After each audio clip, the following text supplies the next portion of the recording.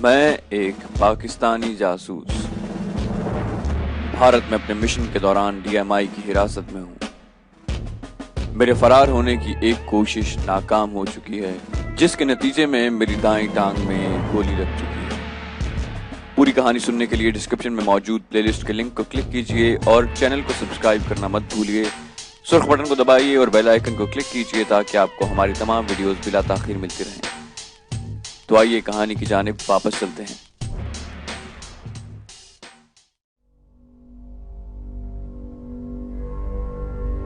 मंसूबे की नाकामी की मायूसी और पिंडली में गोली लगने के दर्द से मैं नीम गुनूदगी की हालत में था।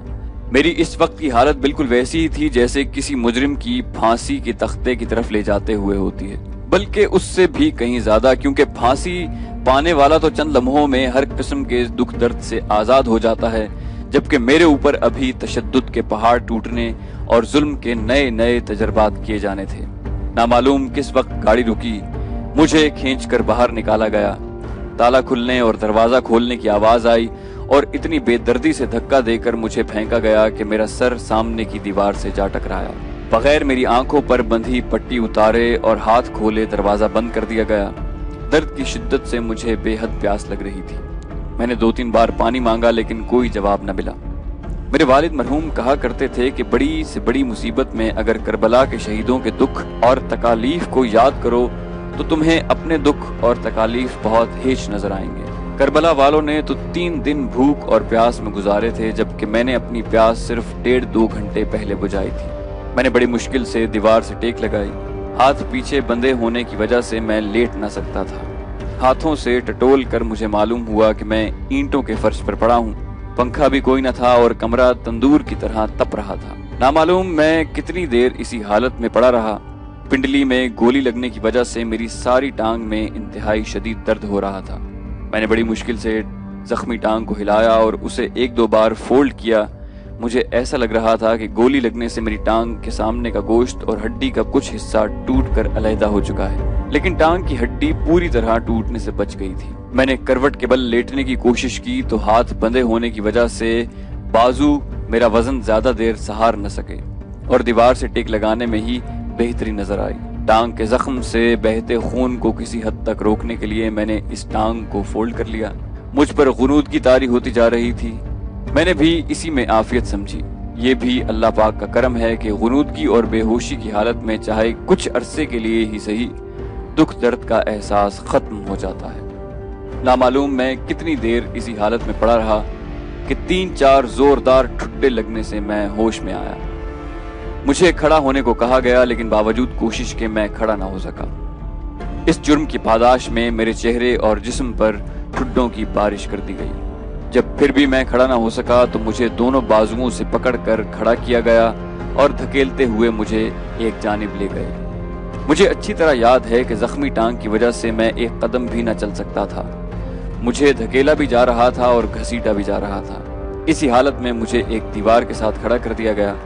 कुछ देर बाद एक करख्त आवाज आई, क्या तुम अपने पहले बयान में कुछ तब्दीली या इजाफा करना चाहते हो या उसी पर कायम हो? मेरा पहला बयान ही सच पर मबनी है। तुमने फरार होने की कोशिश क्यों की? क्या तुम समझते हो कि अपनी इस अहमकाना कोशिश में कामयाब हो सकोगे?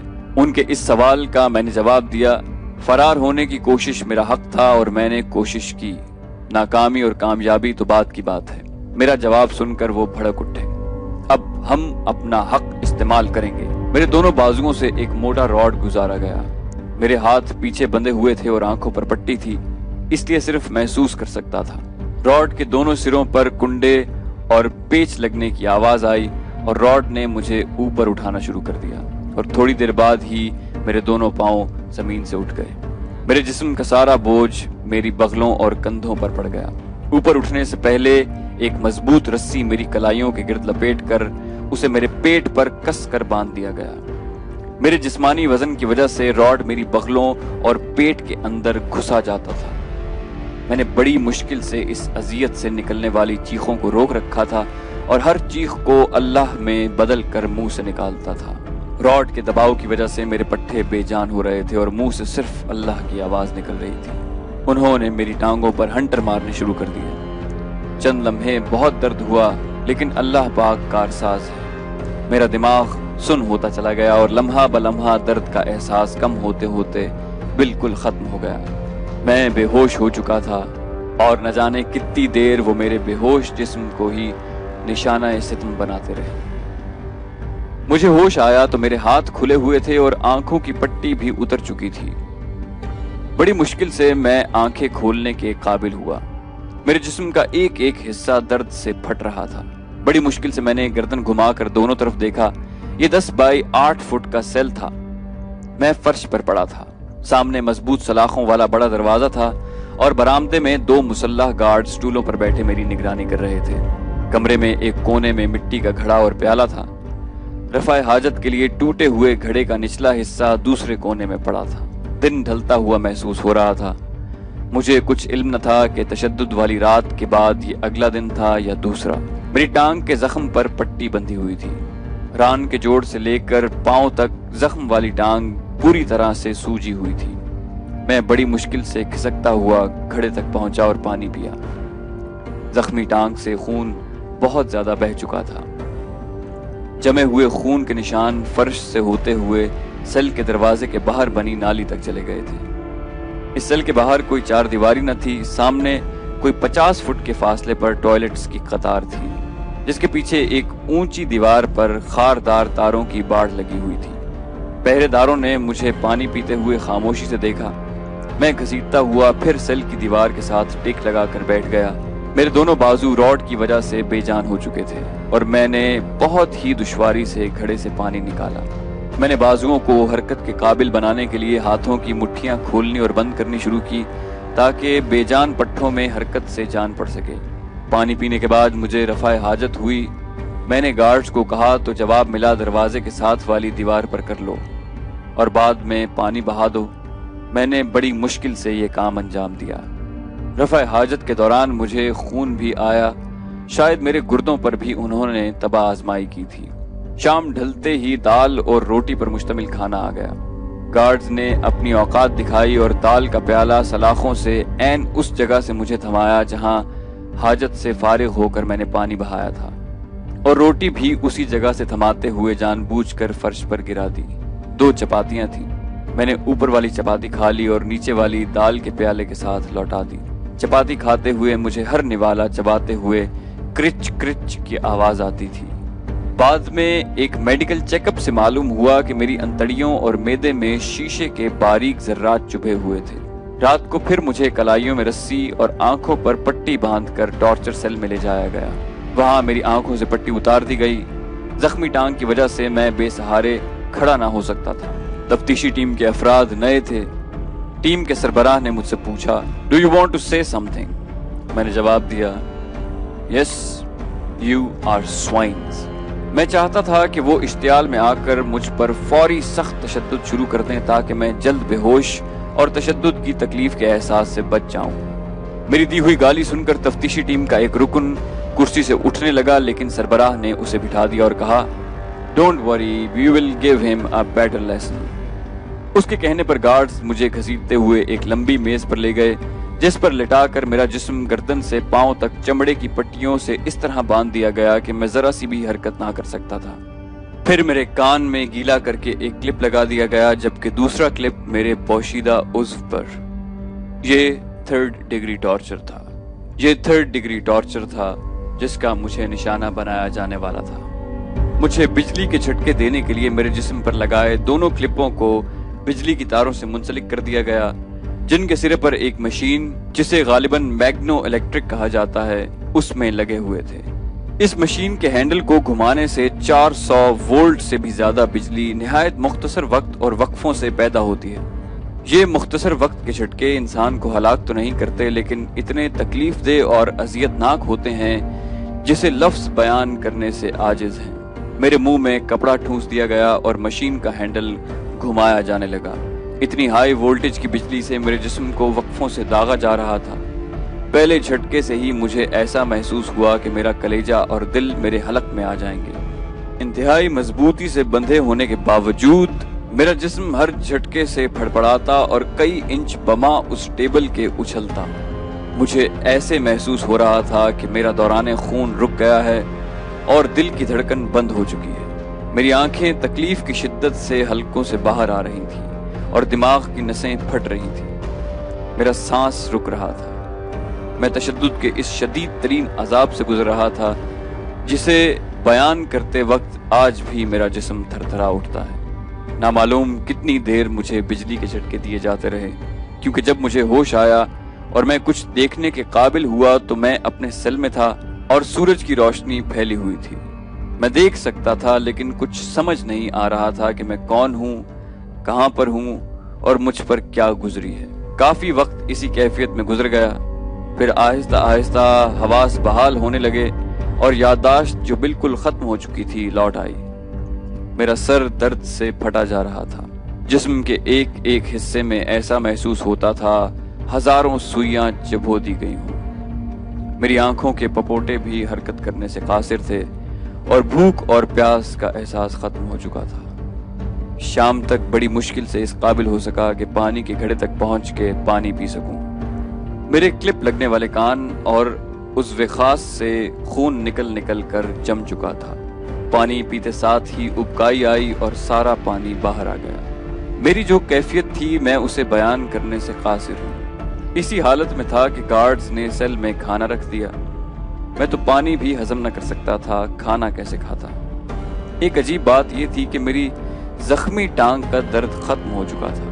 مجھے یہی محسوس ہوا، حالانکہ حقیقت میں سارے جسم میں شدید درد کی لہریں ٹانگ کے درد پر حاوی ہو چکی تھی۔ نامعلوم کس وقت گارڈز آئے اور مجھے گھسیٹتے ہوئے اسی عقوبت خانے میں لے گئے۔ ٹیم کے افراد مجھ سے کچھ پوچھ رہے تھے، کیا پوچھ رہے تھے مجھے کچھ سمجھ نہیں آ رہا تھا۔ میرے جواب نہ دینے پر مجھ پر ٹھڈوں کی بارش کر دی گئی، لیکن شاید میرا جسم بے حس اور حواس مکمل بحال نہ ہونے کی وجہ سے مجھے بہت تھوڑا درد ہوا۔ کئی آدمی مجھے دونوں اطراف سے ٹھڈے مار رہے تھے اور میں لڑکتا ہوا ادھر سے ادھر ہو رہا تھا۔ میری حالت دیکھ کر کسی نے انہیں مزید تشدد سے روکا۔ نیم غنودگی کی حالت میں مجھے صرف اتنا یاد ہے کہ کسی نے میرا بلڈ پریشر دیکھا، زخمی ٹانگ پر نئی پٹی لگائی اور 2-3 انجیکشن دیے اور پھر مجھے ہوش نہ رہا۔ پھر جب مجھے ہوش آیا تو اتنا اچانک تھا کہ میں ہڑبڑا گیا۔ کسی نے پانی کی پوری بالٹی مجھ پر انڈیل دی تھی۔ میں اٹھ تو نہ سکا لیکن دیکھ سکتا تھا کہ ایک گارڈ بالٹی لیے کھڑا تھا اور سیل کے باہر 2-3 آدمی موجود تھے۔ مجھے ہوش میں آتے دیکھ کر ایک آدمی نے اشارہ کیا تو گارڈ سیل میں داخل ہوتے ہی مجھے کھینچ کر دیوار کے ساتھ میری ٹیک لگا دی۔ مجھے ہوش میں آتے دیکھ کر ایک آدمی نے اشارہ کیا تو 2 گارڈ سیل میں داخل ہوئے اور مجھے کھینچ کر دیوار کے ساتھ میری ٹیک لگا دی۔ ایک اور گارڈ سیل میں آیا اور چائے میں بسکٹ بھگو کر مجھے کھلائے اور چائے پلائی۔ اس کے بعد سویلین لباس پہنے 2 آدمی سیل میں آئے۔ انہوں نے میرا بلڈ پریشر چیک کیا، ٹانگ کے زخم کی پٹی بدلی، پانی کے ساتھ چند گولیاں کھلائیں اور 2 انجیکشن لگائے۔ ایک گارڈ نے سگریٹ جلا کر مجھے دیا۔ میں نے ایک کش ہی کھینچا تھا کہ شدید کھانسی کی وجہ سے دوہرا ہو گیا۔ اس کے بعد 2-3 گارڈز نے مجھے کھڑا کیا اور میرا گرفتاری کے وقت کا پہنا ہوا لباس اتار کر گرے قمیض اور پاجامہ جو پہلے سیل میں مجھے دیا گیا تھا وہ پہنا دیا۔ غالباً وہ ڈاکٹر تھا جس نے مجھ سے کچھ پوچھا۔ کچھ نہ سمجھ آنے کے باوجود میں نے بولنا چاہا تو زبان نے ساتھ نہ دیا اور میں ہکلا کر رہ گیا۔ بجلی کے جھٹکوں کا مجھ پر اتنا شدید اثر ہوا تھا کہ آج کتنے برس گزرنے کے بعد بھی میں بڑی مشکل سے اپنی ہکلاہٹ پر قابو پاتا ہوں اور میری بائیں آنکھ کا آئی بال بعض اوقات اپنی صحیح جگہ پر نہیں رہتا۔ مجھے دیکھنے اور خصوصاً تیسری ڈائمینشن میں فاصلے کا اندازہ لگانے میں خاصی دقت ہوتی ہے۔ مجھ پر یہ مہربانی، ہمدردی یا انسانیت کے جذبے کے تحت نہیں ہو رہی تھی، بلکہ مجھے مزید تشدد سہنے کے لیے تیار کیا جا رہا تھا، جس کا ثبوت آئندہ دنوں میں مل گیا۔ یہ سپہر کا وقت تھا جب مجھے ہوش میں لایا گیا، لیکن میں دن اور تاریخ سے بالکل بے خبر تھا اور نہ ہی مجھے معلوم تھا کہ میں کتنے گھنٹوں یا دنوں بے ہوش رہا تھا۔ رات کا کھانا مجھے اسی ضلالت کے ساتھ سلاخوں کے نیچے سے فرش کو چھوتا ہوا دیا گیا۔ اس رات مجھے انٹیروگیشن کے لیے نہیں لے جایا گیا۔ دوسرے روز دن کو ڈاکٹر پھر آیا، میری پٹی تبدیل کی، انجیکشن لگائے اور 2 گولیاں دی۔ میری ٹانگ کا زخم آہستہ آہستہ مندمل ہو رہا تھا، سوجن اور درد میں بھی کمی ہو گئی تھی۔ اس رات مجھے پھر تفتیشی عقوبت خانے میں لے جایا گیا۔ تفتیشی ٹیم کے سربراہ نے مجھ سے پوچھا، اب کیسا محسوس کر رہے ہو؟ میں نے جواب دیا کہ زندہ ہوں۔ اس نے کہا کہ ہم بھی یہی چاہتے ہیں کہ زندہ رہو اور ہمارے سوالوں کے جواب دو۔ میں خاموش ہو گیا۔ تفتیشی ٹیم کے کسی فرد کے اشارے پر 4-5 گارڈز نے مجھے زمین پر لٹا کر دبوچ لیا۔ ایک گارڈ نے لوہے کے ایک چپٹے ٹکڑے سے میرا منہ کھولا اور منہ کھلا رکھنے کے لیے میرے تالو اور زبان کے درمیان کوئی چیز پھنسا دی۔ ربڑ کی ایک نلکی میرے منہ میں حلق تک ڈال دی گئی۔ اس نلکی کے دوسرے سرے پر ایک سلنڈر نما برتن تھا۔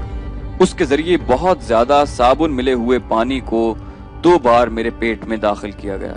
اتنے زیادہ مقدار میں صابن ملے پانی نے میرے پیٹ کو آخری حدوں تک پھلا دیا۔ مجھے ایسے محسوس ہو رہا تھا کہ میرا پیٹ پھٹ جائے گا۔ انہوں نے اسی پر بس نہ کیا بلکہ اور پانی میرے پیٹ میں ڈالنے لگے۔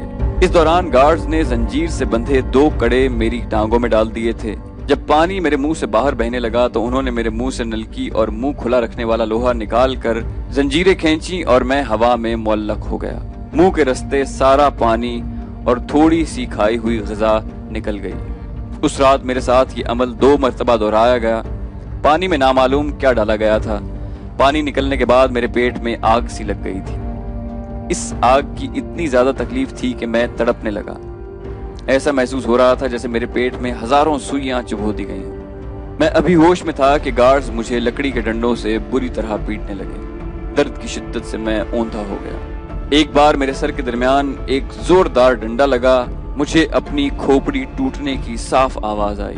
زوردار دھماکہ ہوا اور میرے حواس بالکل معطل ہو گئے۔ پہلی تفتیشی ٹیم نے بالکل درست کہا تھا کہ تم موت مانگو گے لیکن تمہیں مرنے نہیں دیا جائے گا۔ نامعلوم مجھے کب ہوش آیا۔ میرے لیے وقت اور دن رات کی تمیز ختم ہو چکی تھی۔ ایک عجیب بات میں نے محسوس کی۔ میرا جسم چوٹوں سے بھرا پڑا تھا۔ ٹانگ کا زخم تشدد کی وجہ سے کھل چکا تھا اور اس سے خون بہہ رہا تھا، لیکن جسم میں کہیں بھی درد کا نام نہ تھا۔ میں نے جسم کے مختلف حصوں پر ہاتھ پھیرا لیکن چھونے کا احساس نہ ہوا۔ ٹانگ کے زخم پر بندھی پٹی اور پھر زخم پر ہاتھ لگایا لیکن نہ تو درد ہوا اور نہ ہی چھونے کا احساس۔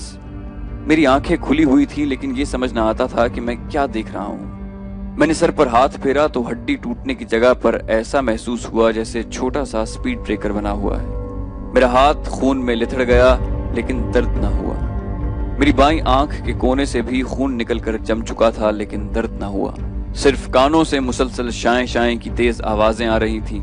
میں نے اس کیفیت سے نکلنے کے لیے کچھ یاد کرنے کی کوشش کی تو دماغ میں دھماکے ہونے لگے اور میری آنکھیں بند ہو گئیں۔ شاید میں پھر بے ہوش ہو گیا تھا۔ جب دوبارہ ہوش آیا تو دن کی روشنی تھی۔ میں کچھ سوچنے سمجھنے سے قاصر تھا۔ ادھ کھلی آنکھوں سے میں نے دیکھا کہ میرا غلاظت بھرا لباس تبدیل کر دیا گیا تھا۔ بے اختیار میرا دایاں ہاتھ میرے جسم کو ٹٹولنے لگا۔ میری کھوئی ہوئی یادداشت آہستہ آہستہ بحال ہو رہی تھی۔ جسم کے مختلف حصوں سے درد کی ٹیسیں اٹھ رہی تھیں۔ میں نے بڑی مشکل سے ٹانگ کے زخم کو چھوا تو درد سے میری کراہ نکل گئی۔ نئی پٹی بندھی ہوئی تھی۔ جسم کے مختلف حصوں پر بینڈیج لگے تھے۔ میں نے اپنے سر کی طرف ہاتھ بڑھایا تو محسوس ہوا کہ ایک بڑی پٹی میرے سر کے زخمی حصے پر چہرے تک بندھی ہوئی ہے۔ لباس کی تبدیلی اور طبی امداد میری بے ہوشی کے دوران کی گئی تھی۔ دوپہر کے قریب ڈاکٹر آیا اور میری دوبارہ مرہم پٹی کی گئی۔ ڈاکٹر نے اپنی نگرانی میں مجھے دودھ ملا دلیا کھلوایا۔ میری حالت دیکھ کر وہ بار بار سر کو جھٹکتا تھا۔ مجھے انجیکشن لگاتے ہوئے اس نے آہستہ سے باربیرینز کہا۔ اس نے مجھے چند گولیاں کھلائیں اور کچھ گولیاں مجھے دیتے ہوئے کہا کہ درد ہونے کی صورت میں کھا لینا۔ میں اس کا شکریہ ادا کرنا چاہتا تھا لیکن ابھی میری قوت گویائی واپس نہ آئی تھی۔ میں نے اس کا ہاتھ پکڑتے ہوئے اسے اشاروں سے بتایا کہ میں بول نہیں سکتا۔ اس نے میرا منہ کھولا، چمٹی سے زبان کو پکڑ کر اوپر نیچے اور آگے پیچھے کیا، پھر 2 انجیکشن میرے دائیں اور بائیں کانوں کے نیچے لگائے اور میرے بازو کو تھپتھپاتے ہوئے کہا don't worry you will be all right. یہ کہہ کر ڈاکٹر چلا گیا۔ یقیناً یہ ڈاکٹر کی ہدایت تھی کہ اگلے 3 روز مجھے سیل سے باہر نہ نکالا جائے۔ صبح ناشتے، دوپہر اور رات کے کھانے میں مجھے صرف دلیا ہی ملتا رہا۔ اس دوران ڈاکٹر روز آتا اور میری مرہم پٹی کرتا۔ میری قوت گویائی اگرچہ واپس آ چکی تھی لیکن میں نے خاموش رہنے میں ہی مصلحت سمجھی۔ میری صحت آہستہ آہستہ بحال ہو رہی تھی۔ چوتھے روز مجھے دوپہر کو سیل سے نکالا گیا اور آنکھوں پر پٹی باندھ کر لے جایا گیا۔ جب پٹی کھلی تو میں نے تفتیشی ٹیم اور ڈاکٹر کو دیکھا۔ وہ برآمدے میں پیڈسٹل فین کے سامنے بیٹھے تھے۔ برآمدے کے پیچھے کمرے اور سامنے 4 دیواری تھی۔ 4 دیواری میں ریت پڑی تھی۔ میرے کپڑے اتارے گئے اور مجھے ریت پر سیدھا لٹا کر میرے دونوں ہاتھوں اور پیروں پر پہرے داروں نے اپنے وزنی بوٹ رکھ دیے تاکہ میں حرکت نہ کر سکوں۔ ریت اتنی گرم تھی جیسے جلتے تندور سے نکالی گئی۔ میری نہ صرف پیٹھ جھلس کر رہ گئی بلکہ ایسا محسوس ہوا جیسے سر سے پاؤں تک جسم کا پورا حصہ آگ میں ڈال دیا گیا ہو۔ میں اپنے منہ کو سختی سے بند کیے دانتوں کو بھینچے آہو کراہ کو روکے ہوئے تھا۔ قریباً 20 منٹ بعد مجھے ریت سے اٹھایا گیا اور برآمدے میں رکھے برف کے بلاکوں پر لٹا دیا گیا۔ 10-15 منٹ بعد مجھے پھر ریت پر لٹایا گیا اور اس بار ریت پر لیٹنے کے وقت میں اضافہ کر دیا گیا اور پھر برف پر لٹایا گیا۔ یہ عمل 3 مرتبہ ہوا۔ میرا جسم بار بار گرم ٹھنڈا ہونے کی وجہ سے سن ہو رہا تھا۔ جب تیسری بار مجھے ریت پر لٹایا گیا تو مجھے گرم ریت کی حدت کا احساس بہت ہی کم ہوا۔ اس بار برف پر لٹانے کے بعد مجھے جب پھر ریت کی طرف لے جانے لگے تو ڈاکٹر نے چلا کر کہا کہ he will be paralyzed forever. Stop it now. تفتیشی ٹیم کا مقصد بھی یہی تھا کہ اس عمل سے مجھ پر فالج گر جائے اور میں مر جاؤں۔ تفتیش کے دوران انہیں ہر قسم کے انتہائی تشدد کے باوجود میری زبان کھلوانے میں ناکامی تھی۔ اپنی ناکامی پر پردہ ڈالنے کے لیے اب انہیں میرے مردہ جسم کی ضرورت تھی۔ میجر احسن پر کیے گئے تشدد کے دوران میجر کی شہادت کے بعد غالباً تفتیشی ٹیموں کی سختی سے ہدایت کی گئی تھی کہ پاکستانی جاسوس زبان کھولنے کی بجائے تشدد کی موت کو ترجیح دیتے ہیں، اس لیے انہیں ہلاک کرنے کی بجائے زندہ رکھ کر ایسا تشدد کیا جائے کہ وہ موت مانگیں اور انہیں موت بھی نہ ملے۔ شاید ایسی حالت میں ان کی قوت مدافعت ختم ہو جائے اور وہ بولنے پر مجبور ہو جائیں۔ تفتیشی ٹیم نے ڈاکٹر کے روکنے سے اس سے بحث شروع کر دی، لیکن ڈاکٹر کے یہ کہنے پر خاموش ہو گئے کہ اگر تفتیش کرنا تمہاری ذمہ داری ہے تو ملزم کو زندہ رکھنا میری ذمہ داری ہے۔ اس وقت ملزم کی حالت ایسی نہیں کہ اس پر مزید تشدد کیا جائے۔ میری اجازت کے بغیر اگر تم نے ملزم کو سیل سے نکالا تو میں تمہارے خلاف جنرل کو رپورٹ کر دوں گا۔ یہ ساری گفتگو انگریزی میں ہو رہی تھی۔ ڈاکٹر نے ہندی میں گارڈز کو حکم دیا کہ مجھے کپڑے پہنائے جائیں۔ اس کے ہندی لب و لہجے سے صاف لگ رہا تھا کہ وہ پارسی مذہب کا ڈاکٹر ہے۔ مجھے سیل میں واپس لایا گیا۔ ڈاکٹر بھی تھوڑی دیر بعد سیل میں پہنچ گیا۔ اس نے خود اپنے ہاتھ سے میری پشت اور گرم ریت سے متاثرہ حصوں پر کوئی آئنٹمنٹ یعنی مرہم لگائی، انجیکشن دیے اور ٹانگ اور سر کی پٹی تبدیل کی۔ کمپاؤنڈر اس کے ساتھ تھا لیکن ڈاکٹر نے یہ سب کام خود کیے۔ غالباً وہ مرتے ہوئے انسان کی خدمت کر کے اس کی دعائیں لینا چاہتا تھا۔ میں نے اس کا شکریہ ادا کرنا چاہا تو اس نے سرگوشی میں کہا، "Never talk, otherwise you will be taken again for the torture." میں نے تشکر بھری نظروں سے اسے دیکھا اور وہ مسکراتا ہوا چلا گیا۔ اس روز کے بعد مجھے تشدد یا تفتیش کے لیے نہیں لے جایا گیا۔ ڈاکٹر ہر روز میری برہم پٹی کے لیے آتا تھا۔ 2-3 روز بعد میری خوراک میں تبدیلی کر دی گئی اور دلیا صرف ناشتے میں اور دوپہر اور رات کے کھانے میں دال چپاتی ملنے لگی۔ تو دوستو، یہ تھی ہماری آج کی کہانی۔ امید کرتے ہیں آپ کو ہماری کہانی پسند آئی ہوگی۔ اگر آپ کو کہانی پسند آئی ہو تو اسے لائک کیجئے، شیئر کیجئے اور سبسکرائب کرنا مت بھولیے۔ سرخ بٹن کو دبائیے اور بیل آئیکن کو کلک کیجئے تاکہ آپ کو ہماری تمام ویڈیوز بلا تاخیر ملتی رہیں۔ ہم اگلی قسط لے کر جلدی حاضر ہوں گے۔ اپنا بے حد خیال رکھیے گا۔ اللہ حافظ۔